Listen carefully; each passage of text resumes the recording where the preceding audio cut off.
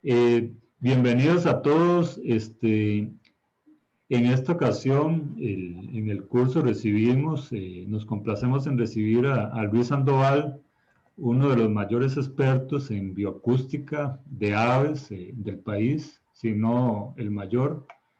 Y es un gusto para nosotros tenerlo hoy aquí. Eh, Luis, Luis es doctor de la Universidad de Windsor, en Canadá. Tiene una amplia trayectoria en investigación, principalmente con diversos aspectos de ornitología y en particular lo que tiene que ver con la acústica, ¿no? Y actualmente, bueno, es docente e investigador de la UCR y coordinador de censos de la Unión de Ornitólogos de Costa Rica y, bueno, también es curador de las colecciones de ornitología y bioacústica del Museo de Zoología de la UCR. Entonces, Luis, un placer tenerte por aquí y sin más preámbulo, te cedemos la palabra. Muchas gracias a Oscar y a Marco por la invitación al curso. Y de lo que trata la charla hoy es una pequeña introducción sobre muestreos bioacústicos en aves. Esto es una pequeña introducción porque podríamos hablar horas y horas y horas de cada uno de los muestreos, pros y contras. Y yo lo que hice es un pequeño repaso de los diferentes tipos de muestreos, algunos pros, contras, más los objetivos y métodos para responder las preguntas. Quisiera empezar poniéndonos a todos en contexto de qué es la comunicación acústica, porque de esto tratan los monitoreos. La comunicación acústica, primero que todo, juega un papel muy importante en la interacción de los animales y está presente en 4 grandes grupos, no está restringido, por eso son los grupos donde hay más producción. Los anfibios, principalmente ranas y sapos, y los mamíferos. Y la complejidad de la comunicación acústica se puede ver desde el punto de vista de cada individuo o desde el punto de vista de la comunidad. Y esto es importante entenderlo porque esto es lo que nos lleva a diferentes abordajes de los monitoreos acústicos. La comunicación acústica a nivel individual, uno la podría dividir a nivel de especies, es decir, comparar los sonidos que producen diferentes especies. A nivel de poblaciones, es decir, dentro de una especie, diferentes poblaciones aisladas, o temporalmente, dentro de una misma especie, cómo cantan al inicio de la época reproductiva, o durante la época reproductiva o al final, por ejemplo, o entre años. Si no tiene grabaciones de hace 10 años, 20 años, 30 años, lo puede comparar con las mismas poblaciones actualmente a ver qué ha pasado. Después, la comunicación acústica, los sonidos están codificados a manera general de 2 formas. Una es la estructura y lo que vemos acá a la izquierda de su pantalla es un sonograma. Un sonograma es la representación visual del sonido, donde en el eje X tenemos la duración, en el eje Y tenemos la frecuencia, en este caso está en kilohertz, puede ser en hertz, y lo que vemos acá señalados son los sonidos. Cada uno de estos sonidos se llaman elementos, que es la unidad mínima de sonido, y lo que representan todas las flechas son los valores de frecuencias máximas en el caso del 3, de frecuencias mínimas en el caso del 2 y el 13, el 1 y el 5 y el 12 y el 16 representan la duración de cada uno de los elementos. Entonces uno puede analizar la producción de sonidos a nivel de frecuencias o a nivel de sintaxis. ¿Y qué es la sintaxis? La sintaxis es la forma en la que se producen los sonidos. En este caso tenemos el ejemplo, ¿verdad? Acá dice Bart. Y aunque en los otros 2 ejemplos están las mismas letras, no, para un animal puede que no signifique lo mismo si están en diferente orden. Entonces es muy importante tener eso en cuenta porque todo esto influye en la forma en que nosotros podemos monitorear o no los sonidos en aves y en animales en general. Ahora quiero presentarles un poco el equipo de grabación. Yo creo que es importante tener en cuenta porque voy a estarme refiriendo a los diferentes métodos. El equipo de grabación personal es el que uno utiliza, que para poder utilizarlo tiene que ir uno al campo con este equipo. Está compuesto por una grabadora, actualmente todas son digitales. Un micrófono que puede ser del tipo escopeta como este de acá o parábola.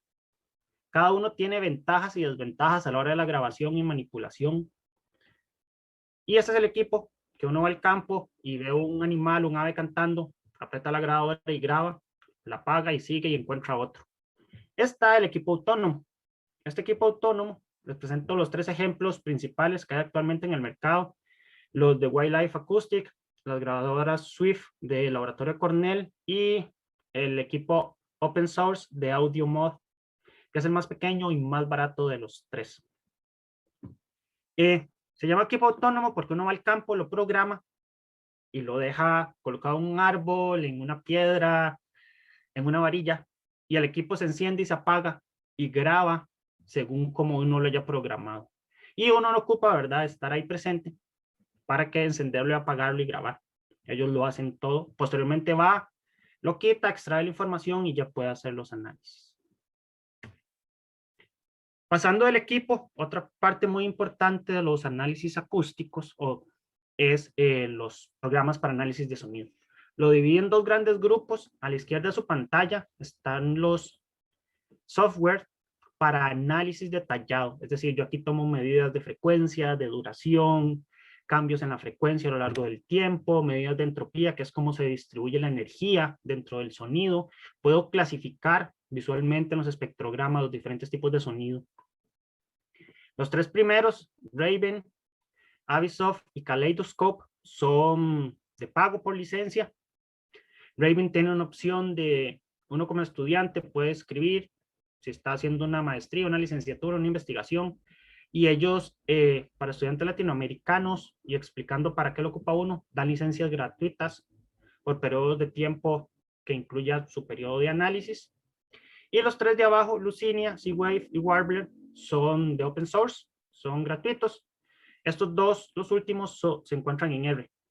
Lucinia es un programa de software normal, tipo Windows, de apretar botoncitos y cosas similares. Y hay programas de edición de sonido, que estos son principalmente para escuchar lo que uno grabó y uno puede filtrar, pero aunque tienen una función de espectrograma, donde uno ve la duración y frecuencia, no son recomendables para hacer análisis, ya que son muy limitados y no están diseñados para eso. Adobe Audition es de pago, Audacity es un software libre y hay varios software libres. Presento estos 2 nada más para cada una de las opciones de análisis y edición. Que cuando uno va a analizar sonidos, hay 3 formas de representarlo y se los pongo acá. Esto es una captura de pantalla de Raven, que es el programa que yo más utilizo. No es el único, pero es el que utilizo frecuentemente, donde la primera representación visual del sonido es el oscilograma, donde tenemos la duración en el eje X y una medida de presión o amplitud de la señal en el eje Y. Luego tenemos el sonograma, que ya se los presenté, que es la representación visual de cómo se vería el sonido, donde tenemos duración en el eje X y frecuencia en hertz o kilohertz en el eje Y. Y por último tenemos el espectrograma de poder, que tenemos la frecuencia en el eje X y los decibeles en el eje Y. Esto indica qué tanta energía hay en la señal que uno quiere medir. Entonces, este cuadrito rosado, acá rojo, es lo que yo estoy viendo en toda esta imagen. Y lo que está señalado es lo que yo marqué. Esta es la cantidad de energía respecto al ruido de fondo que uno tiene en la señal. Y les mencionaba todo eso como para darnos una idea de cómo esto, qué es lo que uno ocupa para hacer monitoreos acústicos. Es importante tener eso presente antes de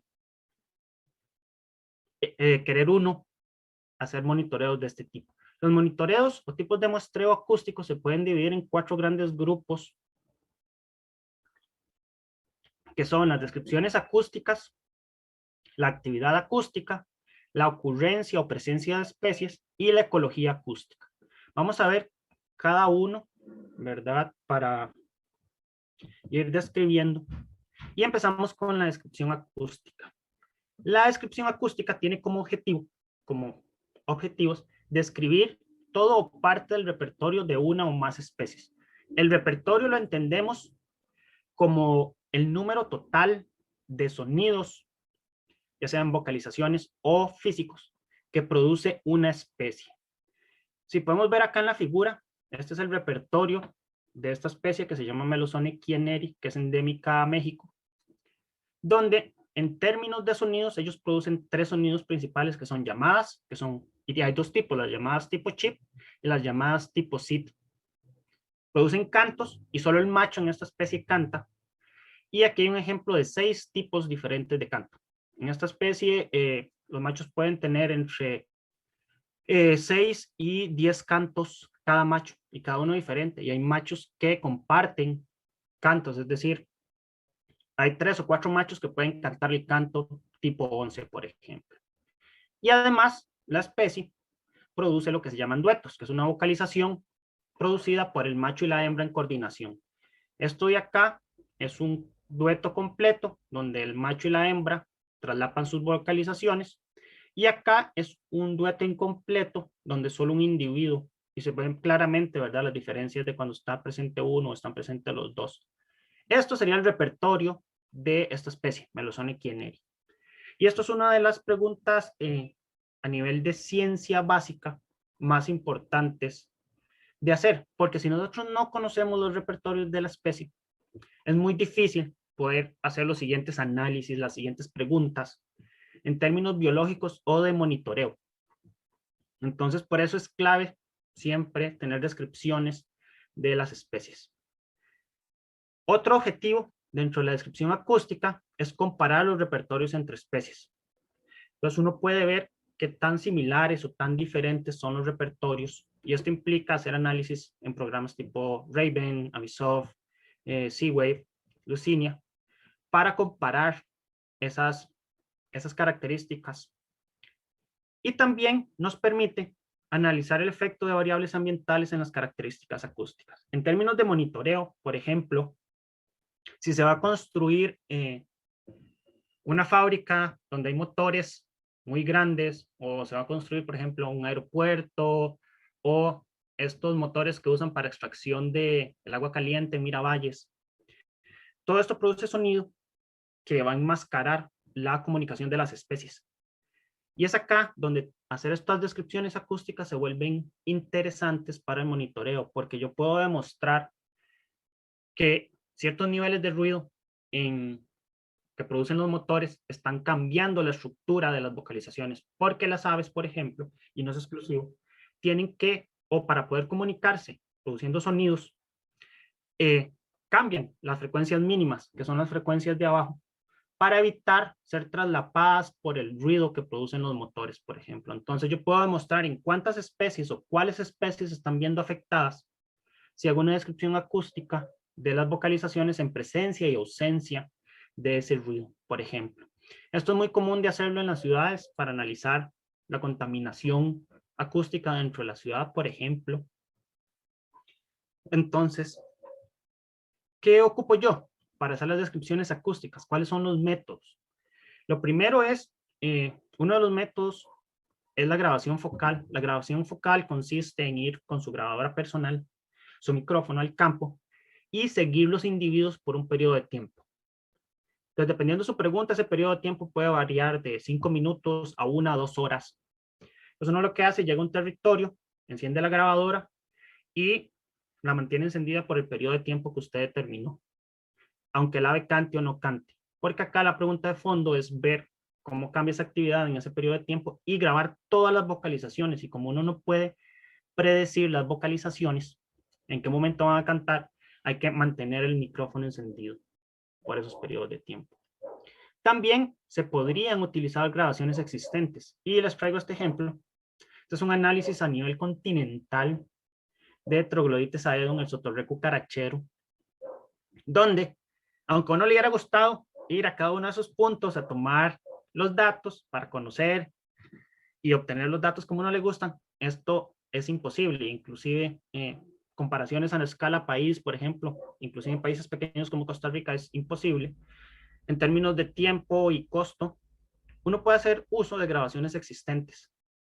Y existen muchas fuentes que se llaman librerías de sonidos, donde facilitan estas grabaciones. Y estas grabaciones tienen la fecha en la que se grabó, quién lo grabó, el equipo utilizado, la ubicación con coordenadas.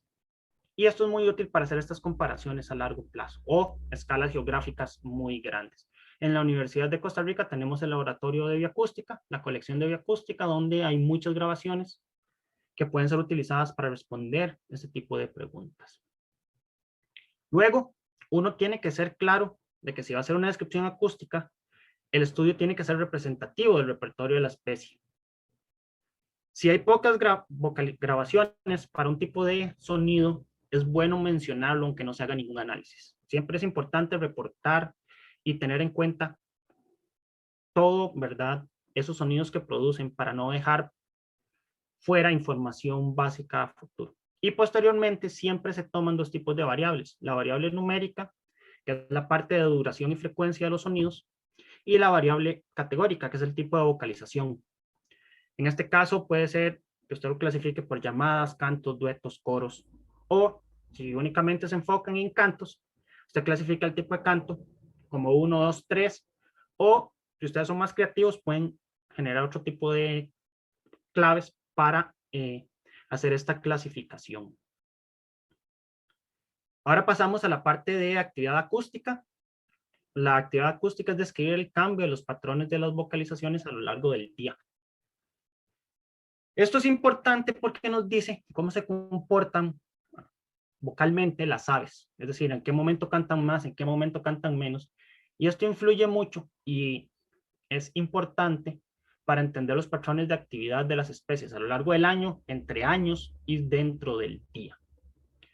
Y nuevamente, esto se vuelve importante en términos de monitoreo porque nos permite hacer asociaciones entre variables ambientales y los patrones de vocalización.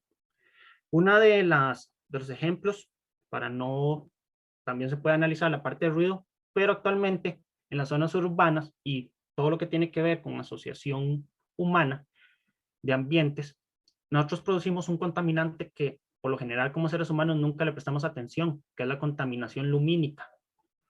Nosotros hemos convertido el mundo que de noche era muy oscuro en un sitio muy claro, y a veces más claro que el día. Y esto afecta la actividad de las especies, en términos a qué horas se acuestan y a qué horas empiezan su actividad durante el día, reduciendo las horas de descanso, aumentando las horas de actividad, que a su vez conllevan efectos negativos como aumento en los niveles de estrés, por ejemplo. Y si uno tiene datos, que toma datos de actividad en sitios oscuros versus sitios claros, uno podría demostrar en términos de monitoreo cómo la colocación de lámparas, ciertos tipos de luces, aumenta o disminuye la actividad o cambia la actividad de las especies a lo largo del día. ¿Qué se ocupa? Bueno, uno lo que ocupa es estudios temporales, tanto en la figura anterior que no se les expliqué, ¿verdad? Acá, esto es un estudio inicia a las 4 de la mañana, es de 4 a 5, de 5 a 6, hasta las 6 de la tarde, donde nosotros grabamos un total de 25 parejas de Melosones leucotis, esta especie de acá, y estimamos la cantidad promedio, más o menos sus errores estándar, de las vocalizaciones que producían a lo largo del día para cada tipo de vocalización. Entonces, como ven, en esta especie, nosotros sabemos que, por ejemplo, casi todos los cantos, si yo quiero trabajar con cantos en esta especie, los tengo que grabar antes de las 6 de la mañana. Para duetos es similar, pero si quiero trabajar con llamadas, lo puedo hacer casi a cualquier hora del día. No hay mucha diferencia, aunque hay un pico temprano en la mañana. Y la actividad acústica son estudios temporales, eso hay que tenerlo muy claro. Yo no puedo hacer actividad acústica teniendo un día por especie o por individuo. Uno ocupa varios días para entender cómo se comporta un individuo. No todos los individuos se comportan igual y ocupa varios días en general. Y ojalá varios días a lo largo de diferentes meses. Como son grabaciones a lo largo del día, lo mejor es utilizar grabadoras autónomas. La ventaja, ¿verdad?, de estas grabadoras autónomas, usted las coloca dentro del territorio y graban cada hora. Inclusive usted lo puede hacer por periodos de 24 horas durante varios días. Y como les dije, hay que tener varios días por individuo y por territorio. Esto para darnos una idea, porque es importante tener en cuenta que la actividad, inclusive diaria, se ve afectada por variaciones climáticas. Días lluviosos versus días soleados, días ventosos versus días sin viento, días muy calientes versus días muy fríos afectan los valores de todas estas, de la cantidad de vocalizaciones. Entonces, es importante que haya una variación a la hora de los muestreos para poder comprender de una mejor manera cómo se comporta esta actividad. Y también cambia dentro de la época reproductiva y fuera de la época reproductiva, por ejemplo. Entonces, esto es para Melosonic y Eneri, es otro análisis, y así se deben de ver en términos de cómo se representan visualmente los datos de actividad acústica, por ejemplo. Ahora quisiera hablarles de la parte de ocurrencia de especies o detección de especies, presencia o ausencia de especies. El objetivo acá es analizar cuáles especies están presentes y cuáles no, según el tipo de hábitat, según la contaminación acústica, según la contaminación lumínica, según la elevación, como vemos en esta figura de acá. También nos permite, si tenemos un estudio a largo plazo, 5, 10, 15 años, ver cómo se da un recambio de especies en los sitios de interés. Por ejemplo, volvemos a, si se va a colocar una fábrica, se van a colocar turbinas, un aeropuerto, sería bueno tener datos pre-desarrollo para ver la comunidad y post-desarrollo para ver cómo ha cambiado la comunidad de especies en el sitio debido a la presencia de más ruido, de más luz, de más personas, inclusive. Además, es una de las formas de monitorear la ocurrencia de especies raras. Entonces acá le pongo un par de ejemplos y estos monitoreos de presencia de especies son bastante comunes para detectar la presencia de especies que vocalizan poco o vocalizan a horas que como seres humanos no estamos muy activos, que son las horas de la noche. Entonces sirve para detectar la presencia de lechuzas, cuyeos o rálidos, que los rálidos, aunque están activos durante el día, vocalizan más durante horas de la noche. Y son especies que uno ve poco, escucha mucho, y hay algunas especies, por ejemplo, rálidos, que son muy particulares a la hora que vocalizan, o es muy temprano en la madrugada, o es muy tarde en la noche, y el resto del día casi no vocalizan. Y como ven, esto no es algo nuevo, esto inclusive hay estudios anteriores a 1980 donde se demuestra la eficacia de este método para detectar la presencia de esas especies de interés de conservación o de monitoreo. Ahora sí, los monitoreos, como todo monitoreo, los acústicos deben de ser definidos en periodos de tiempo. Uno no puede monitorear por siempre. Entonces, y no puede monitorear 24 horas al día, 7 días a la semana, ¿verdad? Es muy caro en términos de tiempo, energía. Es muy caro en términos actualmente de almacenamiento de espacio. Yo creo que esa es la limitante actual para monitoreos acústicos. ¿Cuánto espacio digital tengo yo para almacenar y cuántas copias puedo hacer para asegurarme que esto va a perdurar X cantidad de años?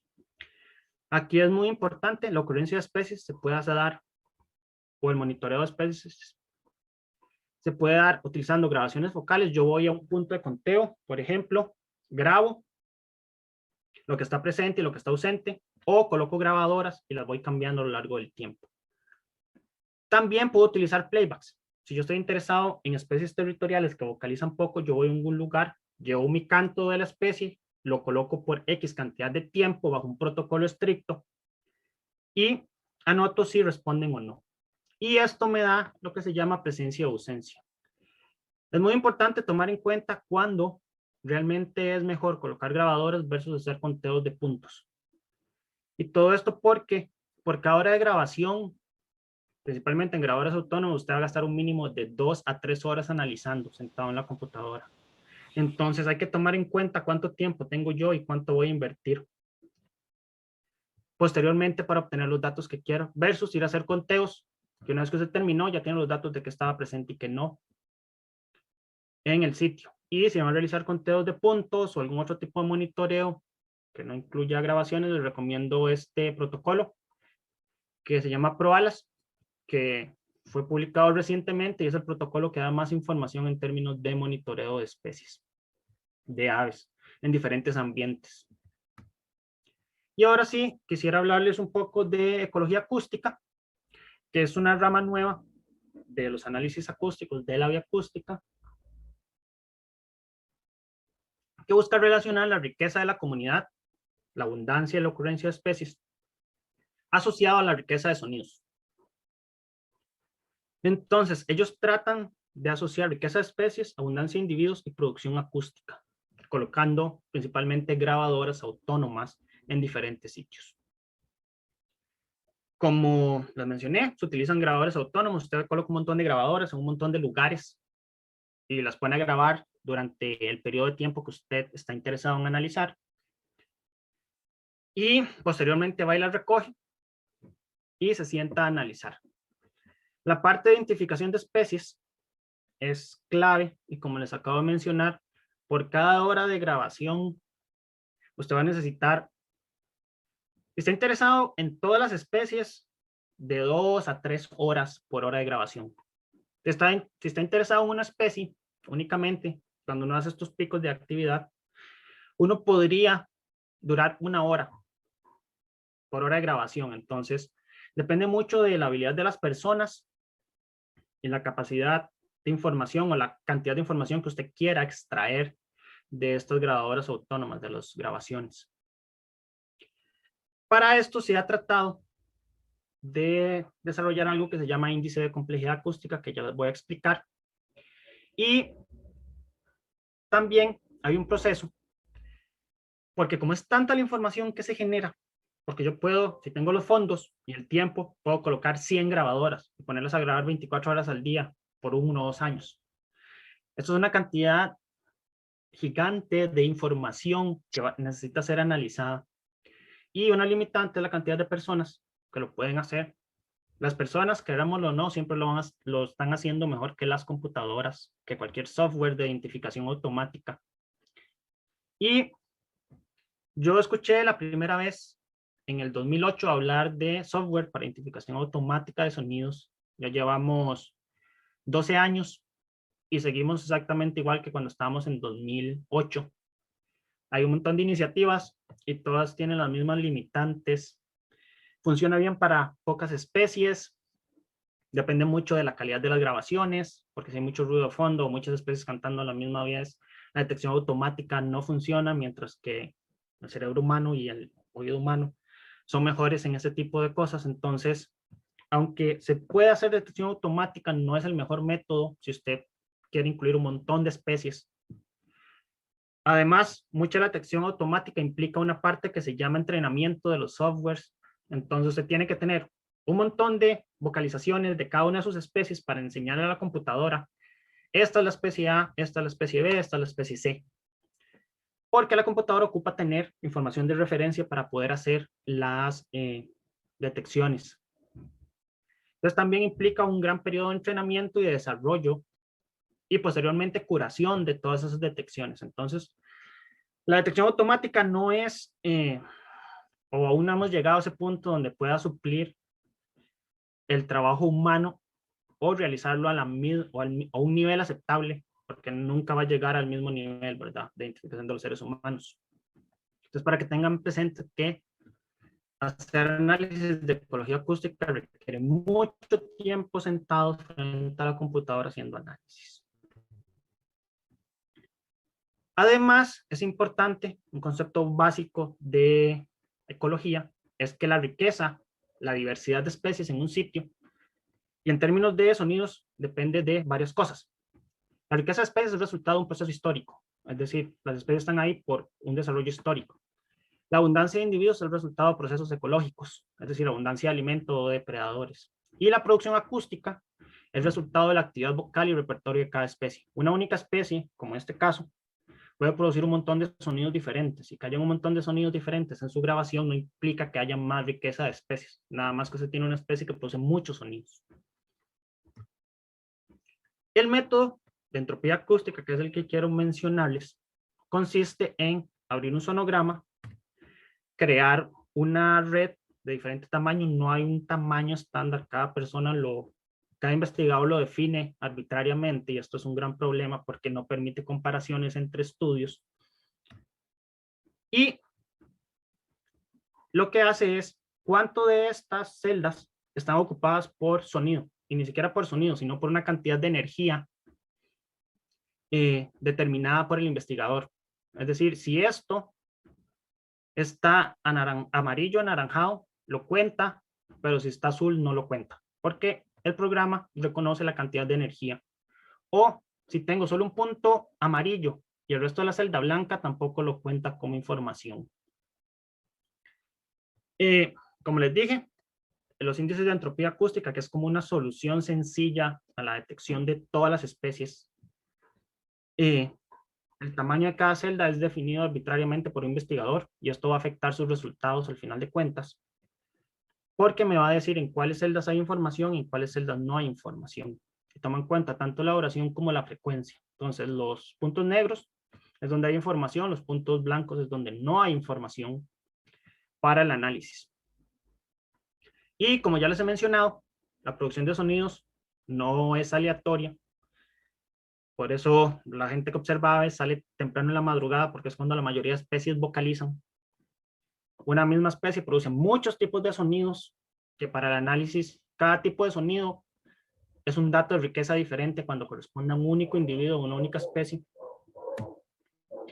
Y lo más preocupante es que todos estos índices de entropía acústica están basados sobre el índice de entropía de Shannon-Weiner, que mezcla riqueza y abundancia, que son patrones o que son resultados de patrones históricos y ecológicos diferentes, y que ya se ha demostrado a lo largo de la historia que es un índice que aporta muy poco a la ecología, y es un índice que debiera de evitarse utilizar para entender la composición de las comunidades.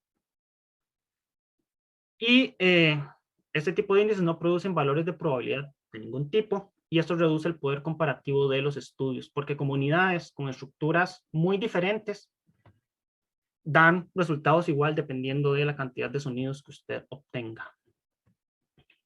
Entonces, los valores del índice de Shannon y en bioacústica es muy crítico, porque si yo hago 4 divisiones, el valor máximo que voy a obtener es de 3, pero si yo hago 100, voy a obtener un valor de 5, aunque tenga la misma distribución de sonidos dentro de esa comunidad. Lo único depende de cuántas celditas yo haga, y como yo puedo definir hacer celditas de 0.1 segundos por un hertz, puedo tener 1.000.000, puedo tener 100 millones, puedo tener 100, y esto va a afectar mi valor máximo. Y una comunidad que tenga un valor de 5 no necesariamente es en términos ecológicos de composición diferente a una que tenga un valor de 4. Esto únicamente depende del tamaño de celdas que yo cree en mi análisis. Por eso hay que tener mucho cuidado en utilizar ese tipo de índices que descomponen los sonidos en presencia o ausencia de cantidad de energía. Para terminar, es muy importante a la hora de definir los tipos de análisis de muestreos acústicos que yo quiero hacer, cuál es el objetivo, para escoger el que mejor se adecue y ahorrar tiempo y energía. Siempre es bueno valorar los beneficios y costos de cada método. Entonces, si yo puedo ir poco a un lugar, pero ocupo tener muchos datos, es mejor utilizar grabadoras autónomas. Pero si yo puedo ir porque ocupo seguir los individuos, es mejor entonces un muestreo focal. En términos de análisis de comunidad, es muchísimo mejor tener pocas especies indicadoras que tratar de entender la comunidad cuando ni siquiera entendemos los patrones acústicos de todas las especies que componen esa comunidad. Y como en cualquier estudio, conocer la biología de o las especies con las que voy a trabajar es el paso 1 para tener respuestas lo más acertadas o más cercanas a la realidad. En el laboratorio de Ecología Urbana y Comunicación Animal andamos buscando un par de estudiantes para maestría o licenciatura que están interesados en bioacústica y ecología urbana. Y todos los que están interesados me pueden escribir al correo. Los estudiantes no necesariamente tienen que hacer la maestría y la licenciatura en la Universidad de Costa Rica. Hay universidades como la UNED, el TEC o la UNA que permiten tener tutores y trabajar en proyectos fuera de su universidad, aunque presenten los proyectos dentro de su universidad donde están matriculados. Nosotros estamos abiertos a ese tipo de colaboraciones con los estudiantes. Y con eso, muchísimas gracias. Y lo siento, me pasé 2 minutos. Tranquilo, Luis, muchas gracias. Más bien fuiste muy puntual en todo. Una presentación muy clara. Muchas gracias. Creo que tenemos chance para unas 3, 4 preguntitas. Si quieren puede ser por chat o por el micrófono, como gusten. Yo me voy a adelantar con una pregunta muy básica, Luis. casi que ofensiva de un amigo. ¿Cuántas, ¿Cuál es el rango mínimo y máximo de sonidos que puede tener una misma especie para tener? Porque hablaste de que una misma especie puede tener muchas vocalizaciones diferentes, pero démosle un número a esas muchas vocalizaciones para tener una idea mejor para aquellos que no somos ornitólogos. Te agradecería. Ok, varía mucho porque todo depende de cómo clasifica usted el sonido. Por ejemplo, yo les presenté esos sonogramas de Melosone y en Melosone la unidad mínima de sonido en términos de cantos es el canto como un todo. El macho produce siempre ese canto, el que nosotros llamamos 11, siempre es 11 y tiene esa misma estructura de esos 4 sonidos. Y en estas dos especies, 3, 4, que trabajo yo en Melosone, los machos que más cantos diferentes tienen 10 cantos. Entonces, y ese macho tiene 10 cantos, el de la par tiene 10 cantos que puede ser los mismos que el otro o pueden ser diferentes. Pero hay especies, por ejemplo, como el Troglodytes aedon, el sotorré, que la unidad de ellos, de sonido, es cada elemento. Entonces, un macho puede tener 45 elementos, pero resulta que los acomoda de manera tan diferente y a frecuencias tan diferentes que produce infinita cantidad de cantos. Entonces, todo depende de la unidad de sonido. Hay especies, por ejemplo, Lucinia megarrhynchus, que es un ruiseñor en Europa, que producen cantos nuevos cada año. Es decir, todos los años usted lo graba el mismo individuo y va a producir cantos que no había producido el año anterior. Entonces el repertorio parece ser infinito.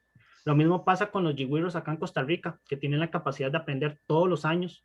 Entonces ellos tienen un número de cantos este año que empieza muy amplio y termina muy reducido al final de la época reproductiva, pero puede que todos esos cantos no los repita el año siguiente. Empiece, este año hablaba español, el otro año habla inglés y el siguiente habla chino mandarín. Y entonces depende mucho de la especie.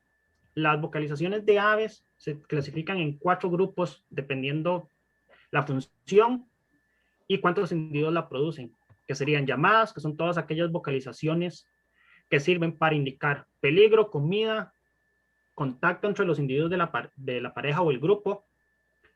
Los cantos, que los pueden producir machos o hembras y son para defensa de territorio o atracción de pareja.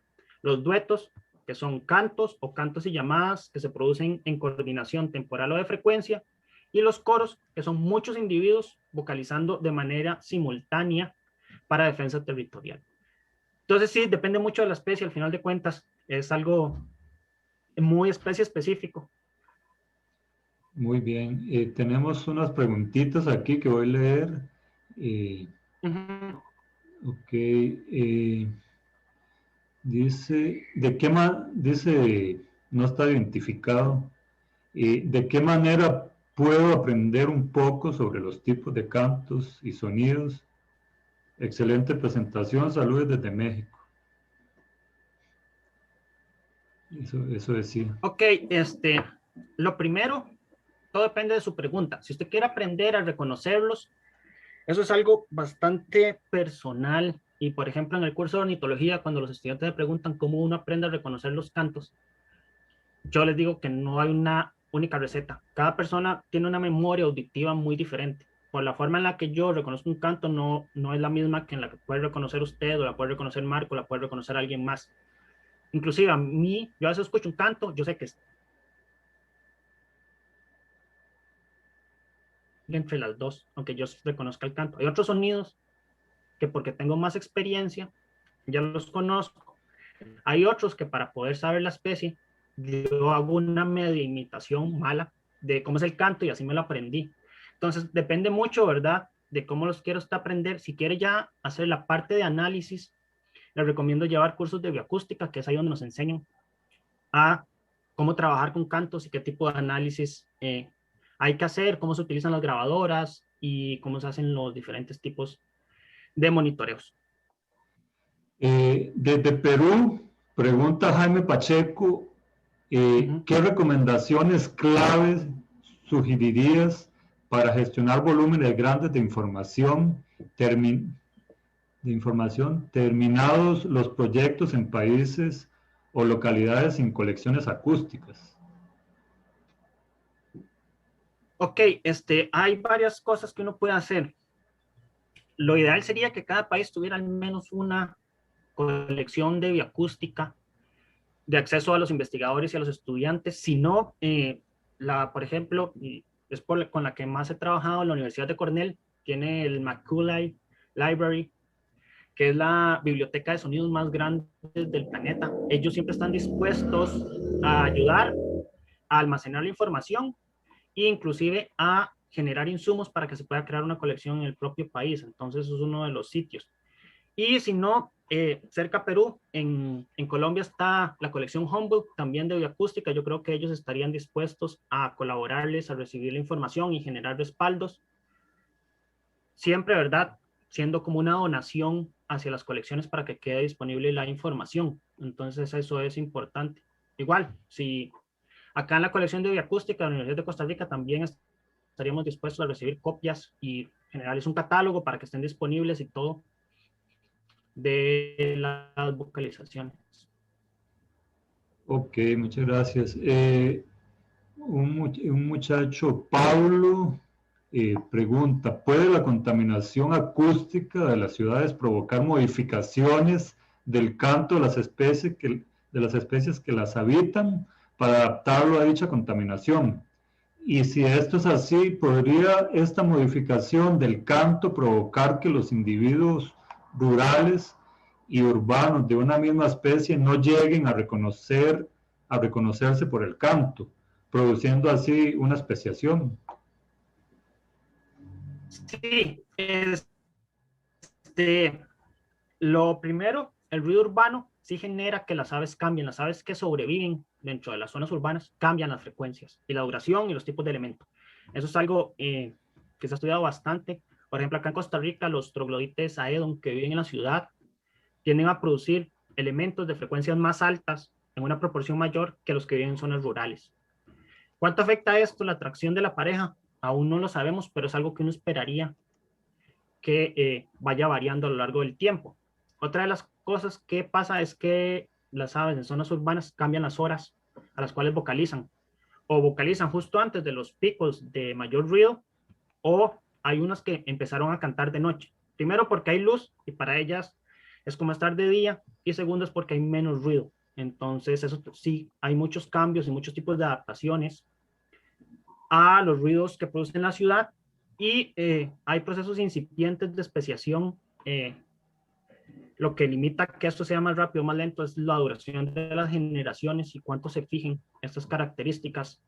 Hay especies e individuos de la misma especie que no reconocen cantos de varias poblaciones de su propia especie por esas variaciones en las frecuencias. Entonces, sí es un proceso incipiente de especiación, y a largo plazo uno esperaría unos 100 años ya tener cosas que acústicamente no se reconozcan y haya aislamiento genético. Muy bien. Otro colega de Perú.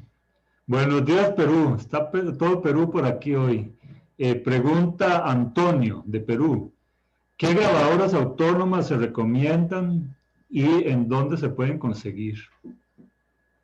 Ok, las grabadoras autónomas depende de la cantidad de presupuesto que usted tenga. Por ejemplo, las grabadoras de AudioMod funcionan muy bien, aunque cuando ustedes las ven, ¿verdad? Son de este tamaño, son súper pequeñas y nada más parece la tableta esta verde con todas las conexiones y las baterías.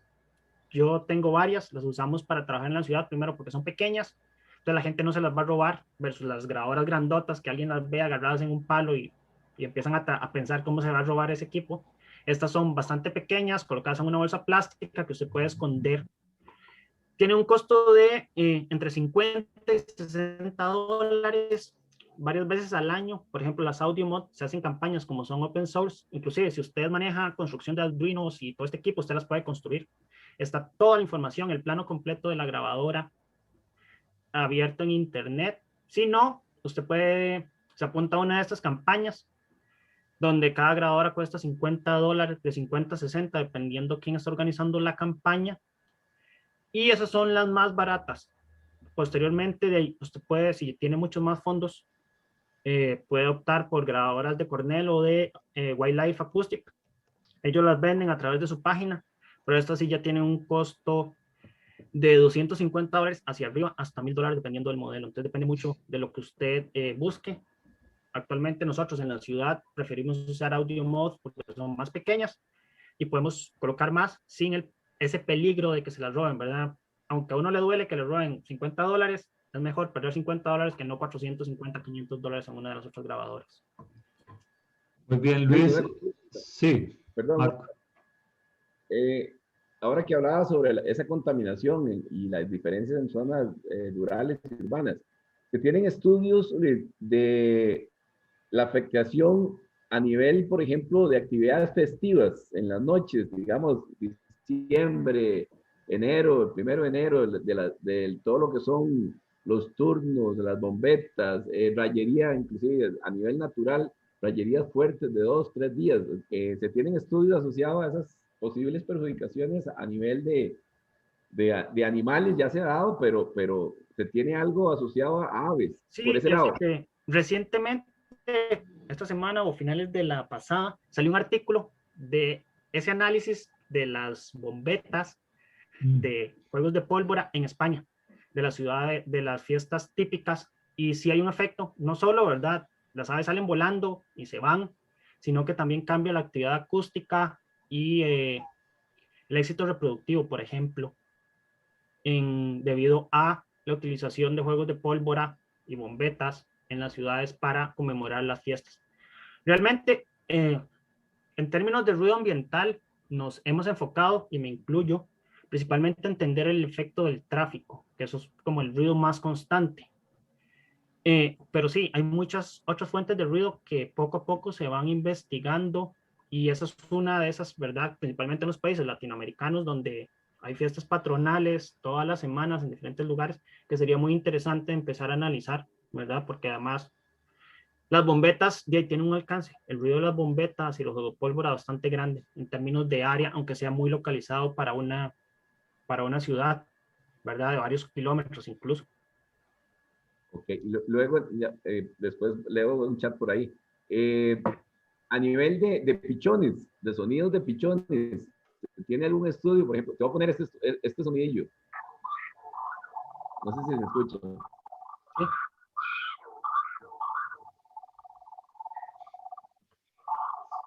Sí, digamos, Sí, en términos de acústica, hay un sesgo gigante, ¿verdad? Y esto usted lo ve en todos los libros de acústica. La acústica se entiende en aves como el estudio de los cantos de los machos. Eso es el sesgo gigante, y hasta hace poco, y esto se debe por dos cosas. La bioacústica, y como gran parte de la ciencia, inicia en el hemisferio norte, donde las aves solo cantan durante la época reproductiva y los que cantan son los machos. Y entonces todos los investigadores clásicos de bioacústica querían entender por qué cantaban los machos, por qué un macho tenía un canto y el otro. Y esta ha sido la gran cantidad de información. Posteriormente estamos sesgados por la parte de selección sexual, donde queremos entender qué hace que un macho sea seleccionado por una hembra versus otro macho. Entonces está muy sesgado a esa parte. Entender la función y características de todo el resto de vocalizaciones en aves y otros animales, apenas estamos rasguñando así como la tapa. Por ejemplo, para pichones hay muy poco, para no decir nada. Para las llamadas, lo que sabemos de las llamadas en aves es, funcionan para reproducir, para indicar que hay comida o que hay depredadores. Y se dice que todas las llamadas son iguales. Cada vez que usted se sienta a ver llamadas de aves, usted ve que realmente no son iguales, ¿verdad? Son muy diferentes entre sí. Y inclusive dentro de una misma especie, hay muchas cosas que las aves pueden variar para cambiar el significado de las llamadas. Por ejemplo, en Melosona leucotis, que tiene un repertorio bastante pequeño en comparación a otras aves, con solo cambiar cuántas llamadas producen por unidad de tiempo, cambian completamente el mensaje. De ¿dónde está? Estoy aquí. A venga rápido porque hay un depredador. Únicamente variando la cantidad de información, la misma llamada, sin cambiar la frecuencia, sin cambiar la duración, nada. Entonces, sí, estamos muy sesgados desde el punto de vista de la bioacústica a el canto de machos. Eso Y poco a poco se ha ido cambiando, se han ido adentrando uno en otros grupos, en otro tipo de llamadas, pero sí, es algo que se desconoce. Y para llamadas de pichones son súper interesantes, pero hay muy poco, como le dije, Marco, para no decir nada realmente.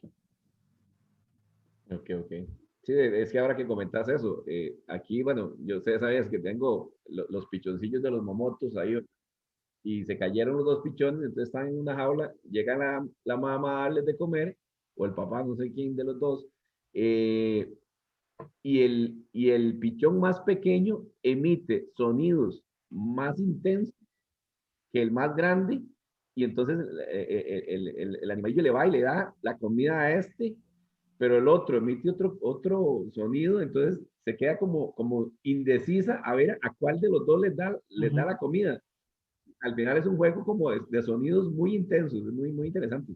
Sí, eso afecta mucho, ¿verdad? Y porque ni siquiera sabemos si es porque los organismos, es decir, los pichones y los adultos, entienden esos sonidos como señales diferentes o únicamente están apelando a respuestas autónomas sensoriales. Por ejemplo, si yo paso las uñas por una pizarra verde, todo el mundo se va a encrispar porque es una respuesta sensorial.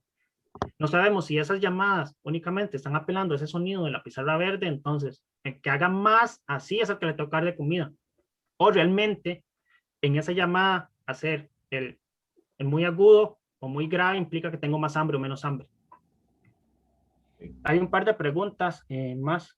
Sí, dice Jeffrey, es una curiosidad ahí, que Entre Ríos, Turdus Gray está cantando desde las 2 de la mañana. ¿No? Sí, los yigüirros, los turdos grayi y los yigüirros, el género turdos en general, empieza a cantar muy de madrugada durante la época reproductiva. Esto aparentemente tiene que ver con la defensa del territorio y la señalización a las hembras. Entonces, machos que pueden cantar, dormir poco y cantar mucho durante la época reproductiva puede ser una señal de indicación de cuánta energía tengo yo, cuánto alimento conseguí el día anterior para poder dedicar todo eso a atraer hembras o a defender mi territorio. Entonces, sí, eso es bastante común. Por eso las personas que trabajan con turdos en Costa Rica son mis héroes porque tienen que madrugar demasiado. Yo que me toca levantar a las 3:30 para grabar los míos, ya me cuesta, yo no quiero imaginarme, ¿verdad? Lo que le costó a los que han trabajado con turdos en Costa Rica, porque uno Un, siempre con- quiere llegar antes de que empiecen a cantar. un consejo más, ¿no? Para quien quiera trabajar con investigación, no trabajen con turdos. O se exponen a ese problema, ¿no? De tener que madrugar. Pregunta Hernán, ¿cómo se explica que algunas llamadas de alarma sean entendidas por distintas especies? Ok, esto sí, las llamadas de alarma es todo un tema y volvemos al ejemplo este de la llamada de alarma realmente indica hay un depredador, ¿verdad? O es pasar las uñas por el pizarrón verde.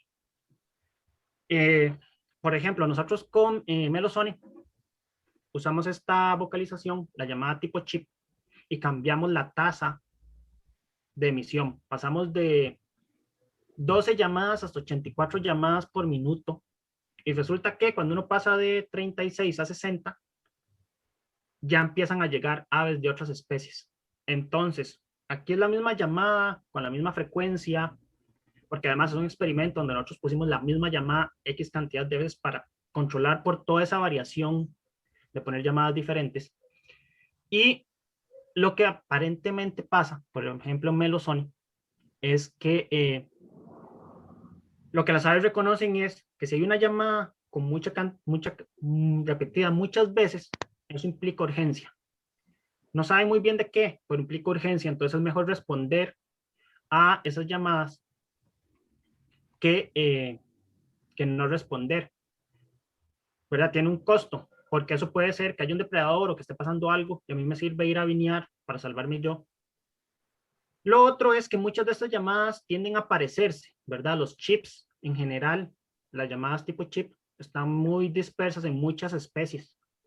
Entonces, aunque yo no conozca lo que significa el chip de el jigwirro, pero yo soy un come maíz y también tengo un chip, se me parece, ¿verdad? Porque es una vocalización muy simple. Entonces, aunque no sepa que para el jigwirro es auxilio, para mí se parece. Es como escuchar a alguien gritando. ¿verdad? Usted va a ver qué pasa. Y usted no sabe si eso es auxilio o se asustó o lo que sea. Entonces, mucho parece que va por ahí. Sin embargo, como les dije, no hay comparaciones y ya cuando uno se pone a analizar cosas finamente de duración, de frecuencia, de cómo se distribuye la energía dentro de la señal, empieza a haber muchas diferencias. Inclusive dentro de las mismas especies hay variaciones que evitan que se responda igual.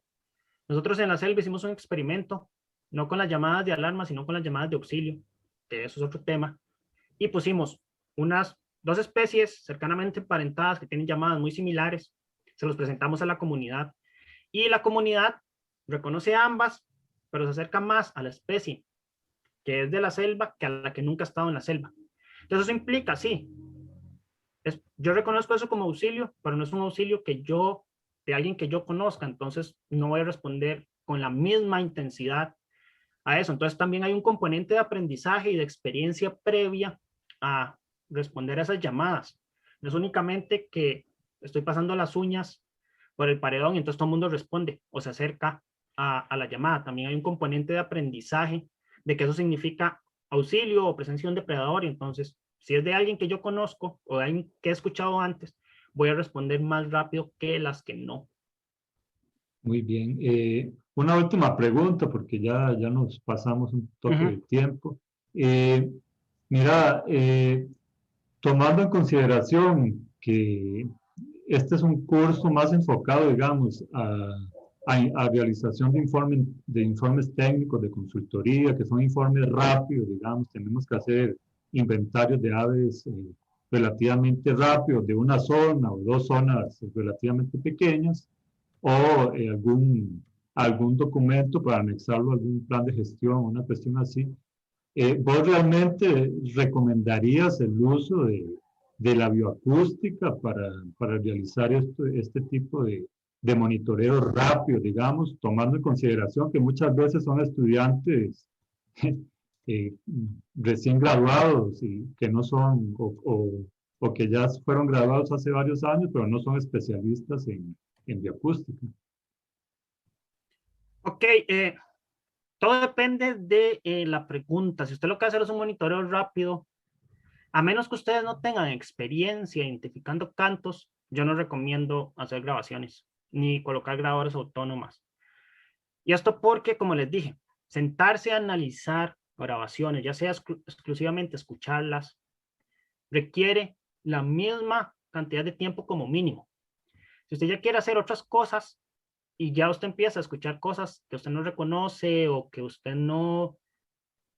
se dura 2 horas por cada hora de grabación. Eso. Si usted ya quiere analizar picos de actividad, quiere analizar la presencia de todas las especies, usted tiene que pensar que por cada hora de grabación o por cada 5 minutos de grabación usted va a invertir el doble.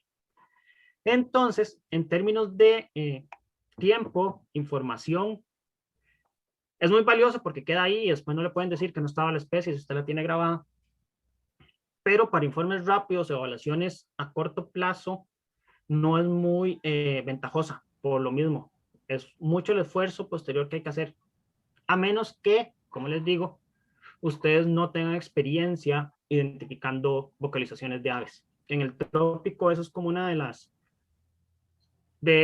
para poner un número, de 100 especies que usted va a identificar en un sitio, en un punto de conteo, 60 usted las va a escuchar únicamente.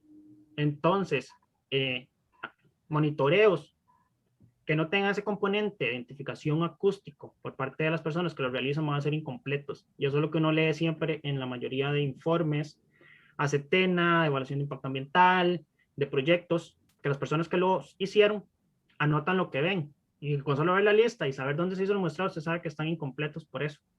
Solo ahí recomiendo yo, entonces, comprarse una grabadorcita, que ahora están bastante baratos, valen $200, $125, son bastante buenas.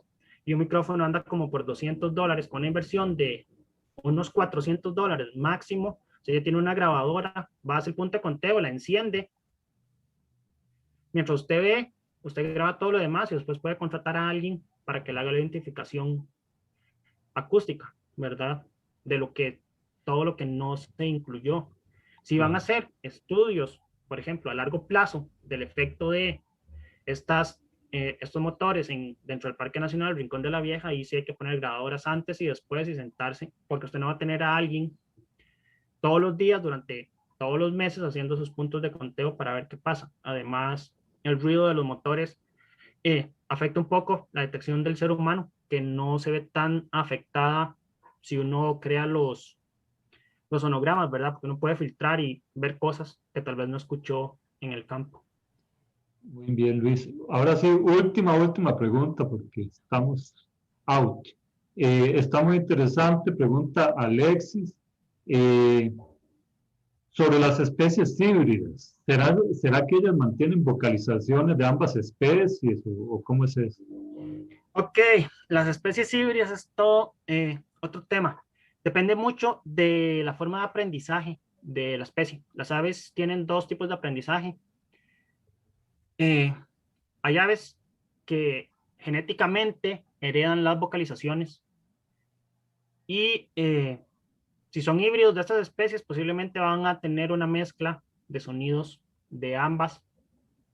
Si es una especie que aprende, como hace el ser humano, es decir, escuchando, van a aprender la vocalización de la mayor cantidad de machos de la especie que es más común. Los híbridos se producen, ¿verdad?, donde hay zonas de contacto y una especie es menos abundante que la otra. Entonces, posiblemente estos híbridos van a aprender el canto de la especie más común en el sitio porque eso es lo que escuchan y tienen la capacidad de reconocer. Muy bien, Luis, muchísimas gracias. Con mucho gusto. Todavía quedan varias preguntas, ahí lo sentimos, pero ya nos pasamos un poquillo del tiempo y hora de almuerzo casi. Muchísimas gracias, creo que fue muy enriquecedor para todos y tal vez un mensajito final, Luis, ahí para los muchachos que quieran trabajar con vos ahí en el laboratorio, que quieran hacer inventarios basados en bioacústica. Sí, ¿verdad? La bioacústica es muy bonito, tiene muchas utilidades. Yo aquí apenas les di una pincelada de lo que se puede hacer y los tipos de monitoreo y todo.